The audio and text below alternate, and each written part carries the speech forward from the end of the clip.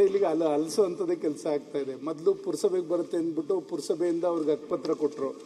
ಒಟ್ಟಾದ್ಮೇಲೆ ಪುರಸಭೆಗೆ ವ್ಯಾಪ್ತಿಗೆ ಬರಲ್ಲ ಅಂತಂದ್ಬಿಟ್ಟು ಮತ್ತೆ ಆ ಹಕ್ಕುಪತ್ರನ ವಾಪಸ್ ಇಸ್ಕೊಂಡ್ರು. ಜೊತೆಗೆ ಅವ್ರಿಗೆ ಲೇಔಟ್ ಎಲ್ಲ ಫಾರ್ಮೇಷನ್ ಮಾಡಿಕೊಟ್ಟಿದ್ವಿ. ನಂತರ ಪಂಚಾಯತಿಗೆ ಬರುತ್ತೆ, ವನ್ಯಭಾಗಿ ಪಂಚಾಯತಿಗೆ ಅಂತ ಇದನ್ನು ಮಾಡಿದ್ರು. ಅದು ಏನಾಗಿದೆ, ಅದು ಹಿಂದೆ ಪುರಸಭೆ ವ್ಯಾಪ್ತಿಗೆ ಬರ್ತಕ್ಕಂಥ ಹಳ್ಳಿ ಅದು ಸೇರಿದೆ. ಅದು ಹಳ್ಳಿ 122ನೇ ಸರ್ವೆ ನಂಬರ್, ಅದು ತಂತ್ರಾಂಶಕ್ಕೆ ಒಳಪಟ್ಟಿಲ್ಲ. ಅದು ಕಂದಾಯ ಇಲಾಖೆನಲ್ಲಿ ಅದು ಸರಿಪಡಿಸ್ಕೊಟ್ರೆ ಅದು ಅನುಕೂಲ ಆಗುತ್ತೆ. ಕಂದಾಯ ಸಚಿವರು ಕೃಷ್ಣ ಬೈರೇಗೌಡ್ರೆ, ಸನ್ಮಾನ್ಯ ಕಂದಾಯ ಸಚಿವರೇ, ಒಂದು ಇದು ಅಲಮಾರಿ ಜನಾಂಗಕ್ಕೆ, ಅಲಮಾರಿ ಸಮಾಜದವ್ರಿಗೆ ಒಂದು ಸೈಟ್ ನಿವೇಶನ ಕೊಟ್ಟಿದ್ವಿ.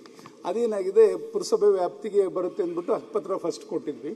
ಅದನ್ನು ಪುರಸಭೆಗೆ ಬರಲ್ಲ, ಅದು ತಂತ್ರಾಂಶದ ಒಳಗಡೆ ಸೇರಿಲ್ಲ ಅಂದ್ಬಿಟ್ಟು ಅವರು ಅಲ್ಲಿಂದ ಹಕ್ಕುಪತ್ರನ ವಾಪಸ್ ಇಸ್ಕೊಂಡ್ರು DC ಅವರು.